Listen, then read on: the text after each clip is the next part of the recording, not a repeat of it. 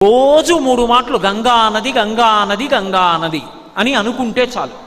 అలా పడుకోబోయే ముందు లేచే ముందు ఒకసారి గంగని స్మరించిన వాడు ఎవరుంటాడో అటువంటి వాడి యొక్క మహాపాతకములను కూడా గంగ తీసేస్తుంది. గంగ పరమశివుడి తల మీద పడేటప్పుడు అహంకరించింది. ఈయనంతటి వాడు ఈడ్చవతల పారేస్తానంది. అదే గంగ తన తప్పు దిద్దుకోవడం ఎలా అనుకుందిట. నమః కపర్దినీచ వ్యుక్త కేశాయ చ, పెద్ద జటాజూటంతో ఉన్న శంకరుడే బోడిగుండుతో శంకరాచార్యుల వారిగా వచ్చాడు. శంకరాచార్యుల వారిగా కాశీపట్టణానికి శంకరులు వస్తుంటే గంగ కెరటాలు ముందు ముందుకొచ్చేట. ఆనాడు నీ శక్తి తెలుసుకోలేక అహంకరించి నెత్తి మీద పడ్డా, ఈనాడు నీ కాళ్ళ మీద పడతానని కెరటాలు ముందుకొచ్చేన కాళ్ళు కడిగేయట. గంగ అంత పవిత్రం.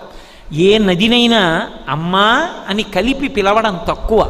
యమునమ్మ ఏదో